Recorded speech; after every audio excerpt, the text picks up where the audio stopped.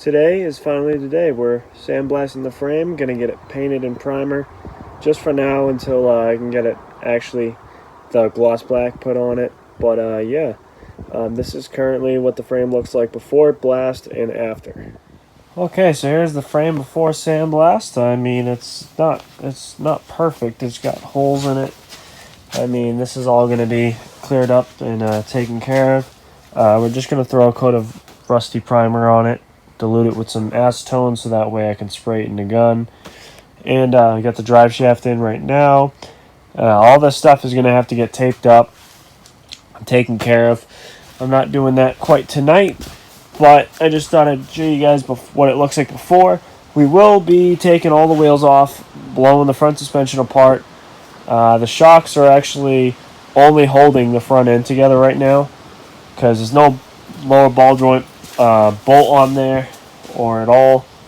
I apologize in advance if I sound stuffy. I have had a runny nose all day long, don't know from what. Barely can breathe.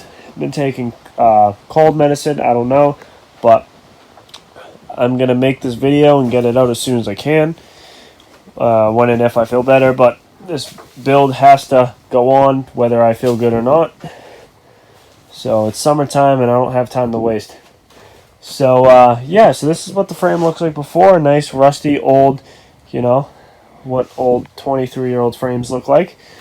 And this is the 4L, not the 4L60. This is the 4.3 that we're going to be putting in the car.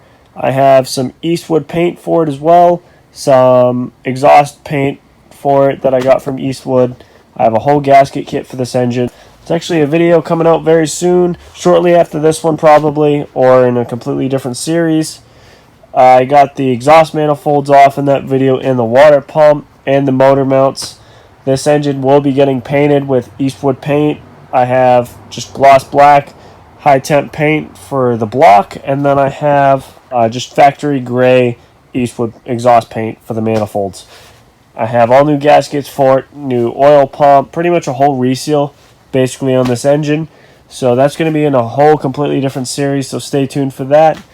But the frame is what I'm worried about right now and getting it put back together. The engine series is probably going to come after this series, just to clear things up a little bit. That's why the engine is going to progress off camera, and the frame will also be its own series as well. So So I'm going to go inside, get some sleep, and I will catch you guys tomorrow when we're doing the frame.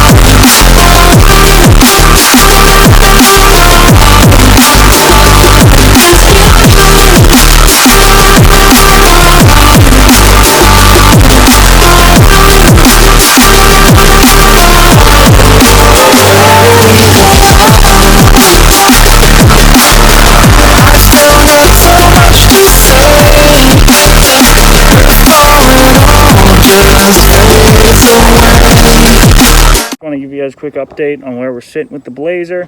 Excuse my mouth, I just had mouth surgery yesterday, so I'm still a little messed up. But we pretty much the plans are for this is we're trying to get it done, or at least the engine and everything back in the chassis by the winter, rolling around. And let me show you what I got done so far and what we're looking like. Alrighty, so I got the upper control arms on and the lower ball joints in. They're not tight all the way because I want to keep everything loose. And I've got the center link in on the pitman arm. And I'm getting right now I am working on getting the tie rods and everything situated for that. And then hopefully this weekend I'm going to be priming, if I get lucky, depending on how I feel, and wire wheeling the whole underneath of this thing, touch up those rust spots, so that way we don't have rust issues anymore. And that's how that's going to be. Eventually I'm going to do a disc brake conversion on this, but right now, just because I want to drive the car, I'm just going to leave the drums in it. I do have to make all my own brake lines for this because they don't make a brake line kit for mine, because also these aren't really that favored. But yeah, we got those from Summit, and these are just eBay control arms. And then this drive shaft is going to have to come out. It's only a few bolts, but so that way I can touch this up with one more final coat of paint for everything I've missed. And this is the transmission cross member that was painted. It came out pretty good, I'd say so myself. Then there's my trainees underneath there. That's my original motor. And so far so good, we're coming along. I hate that this is also pretty short, but I just want to let you know where we're sitting. I'm also like not feeling that good as well, so yeah. Okay, so these are the old tie rods right here, and these are the new ones that I've been measuring and making them work. And then there's the old ones. You can definitely see that the boots are also not that good. They're definitely worn, and yeah, just overall disgusting. And it's better to replace them because I mean the boots and stuff are torn. So there's that, and yeah, that's how those are looking. And for the paint on this, I know some of you guys might wonder what it is.